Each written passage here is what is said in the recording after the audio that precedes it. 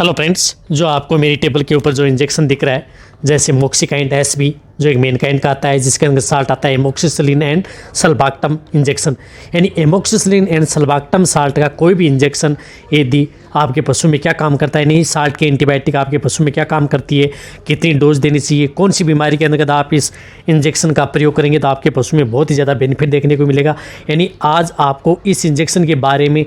पूरी डिटेल से बताया जाएगा कि ये एंटीबायोटिक इंजेक्शन पशुओं में क्या काम करता है। तो जितने भी जो वेटरनरी स्टूडेंट देख रहे हैं उनके लिए बहुत ही अच्छी और नॉलेज भरी वीडियो होने वाली है। तो वीडियो यदि लंबी भी होगी तो वीडियो को आप स्किप करके मत देखना, वीडियो को पूरी देखना। वीडियो पूरी देख लेंगे, आज आपको इस तरह के साल्ट की एंटीबायोटिक के बारे में, किसी भी कंपनी का बारे में पूरा प्रॉपर नॉलेज हो जाएगा। देखो, सबसे पहले तो मैं बताना चाहता हूँ जिसके अंदर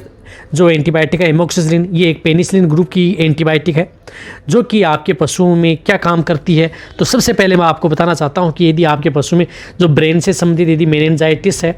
यदि आपके पशु में दिक्कत हो जाती है, मस्तिष्क में कोई विकार आ जाता है या उसमें, तो उसकी दौर पर आप इस एंटीबायोटिक इंजेक्शन का प्रयोग आप अपने पशुओं में करवा सकते हैं। वहाँ पर अच्छा रिजल्ट आपको देखने को मिलता है।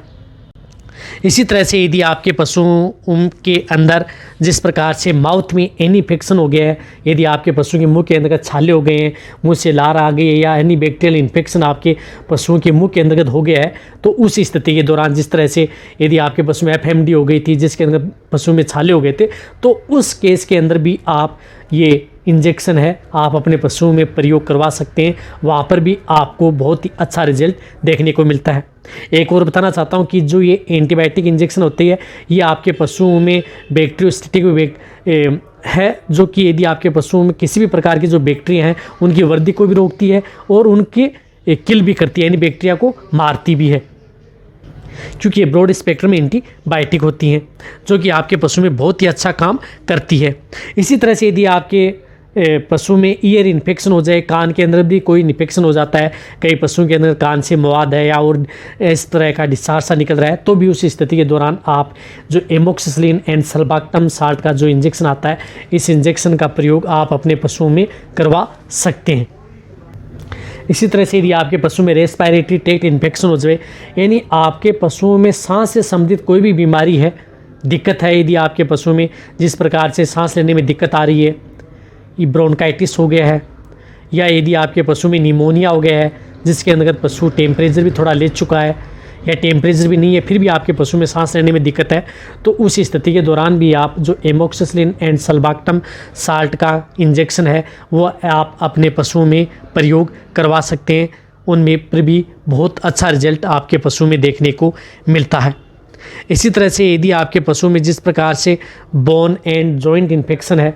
यदि आपके पशुओं के हड्डियों के अंतर्गत कोई इन्फेक्शन हो गया है, जॉइंट में दर्द हो रहा है, तो उस इन्फेक्शन को दूर करने के लिए भी इस तरह की जो एंटीबायोटिक आती हैं, इस एंटीबायोटिक का प्रयोग पशुओं में करवाया जाता है। देखो, आपने देखा होगा कि ज़्यादातर जो इंजेक्शन प्रयोग किया जाता है वह थनैला रोग के अंतर्गत किया जाता है। अब मैं बताता हूँ जो ज़्यादातर इंजेक्शन इसको किस में सबसे ज़्यादा प्रयोग करते हैं। यदि आपके पशु में मेस्टाइटिस हो गया है, थनैला रोग हो गया, किसी भी तरह का थनैला रोग हो, एक्यूट हो या कोई भी स्थिति का हो, या तुरंत यदि आपने देखा है या अडर है या टीथ के अंतर्गत किसी भी तरह की स्वेलिंग हो गई है, या बैक्टीरियल इन्फेक्शन यदि आपके पशुओं की अडर व गादी के अंतर्गत हो गया है, या आपके पशुओं के थन के अंतर्गत हो गया है, तो उस स्थिति के दौरान इस इंजेक्शन का प्रयोग उन पशुओं में करवाया जाता है। देखो, ये इस तरह का ये इंजेक्शन आता है जो एक पाउडर फॉर्म में आता है। इसको जो ये डिस्टिल वाटर आता है, इसके अंदर 10-10 ml यानी 20 ml डिस्टिल वाटर के साथ मिला करके इस मोक्सिकाइंड जो इंजेक्शन है एसबी 4.5 ग्राम को घोला जाता है, फिर पशु को लगाया जाता है। इसका रूट होता है इंट्रामस्कुलर, पशु को लगा सकते हैं, और इंट्राविनस यानी नस के अंदर भी लगाया जाता है। यदि आप जब भी यदि पशु को यदि इंट्राविनस यदि लगवाते हैं तो इसको थोड़ा स्लो लगाएं, फास्ट इंजेक्शन न लगाएं। और रही बात, जब यदि आप इसको डिस्टिल वाटर से घोलते हैं तो अच्छी तरह से हिला लें और देखिए कहीं पर इस इंजेक्शन के अंतर्गत कुछ इस तरह का एकदम क्लीन साफ तो नहीं हुआ है या कुछ इसके अंदर फंगल तो नहीं रह गया। यदि आपको लग रहा है कि गाढ़ा सा है तो आप इस इंजेक्शन का प्रयोग न करें, इस बात का भी आपको ध्यान रखना है। कई इस तरह के इंजेक्शन यदि पानी में पूरी तरह से घुल जाता है तो आप इस इंजेक्शन का प्रयोग अपने पशुओं में करवा सकते हैं। रही बात, यदि आपके पशु में जिस प्रकार से यदि थनैला होता है तो इस इंजेक्शन को टीथ के अंतर्गत यानी थन के अंदर भी आप चढ़वा सकते हैं। यानी इस इंजेक्शन का प्रयोग आप अपने पशुओं में पुट्ठों व वेन के अंदर भी लगाया जा सकता है और थन के अंतर्गत टीट के अंदर भी इस इंजेक्शन को इंट्रामेमरी के तौर पर भी इस इंजेक्शन का प्रयोग किया जा सकता है। यदि टीट के अंतर्गत छींचड़े आ रहे हैं, खून आ रहा है, यदि आपके पशुओं के थन के अंदर से दूध में मिक्स हो रहा है तो आप इसमें थन में डायरेक्ट लगवा दें, जिससे क्या है कि इसके अंदर कोई भी बैक्टीरिया है वो बैक्टीरिया को ये किल कर देता है और आपके पशुओं के थन से जो दूध है वो अच्छी तरह से साफ आने लग जाता है। रही बात इस इंजेक्शन का प्रयोग जिस प्रकार से, यदि आपने एक लगातार 3 दिन से लेकर के 5 दिन तक भी कई एंटीबायोटिक इंजेक्शनों का प्रयोग किया जाता है, तो यदि आपके पशु में बैक्टीरियल इन्फेक्शन यदि टूटता नहीं है तो लगातार आप 3 दिन भी इस इंजेक्शन का प्रयोग करवा सकते हैं। जिस प्रकार से मेस्टाइटिस के अंतर्गत कई डोज लगती हैं, निमोनिया के अंतर्गत भी पशुओं को कई डोज लगती हैं, इसी तरह से अदर जो बैक्टीरियल इन्फेक्शन यदि आपके पशु में हो जाता है तो भी कई 2 से 3 दिन पशुओं का ट्रीटमेंट किया जाता है। तो जो भी इंजेक्शन यदि आप प्रयोग कर रहे हैं तो उन इंजेक्शनों के साथ आप इससे एंटीबायोटिक इंजेक्शन का प्रयोग आप अपने पशुओं में करवा सकते हैं।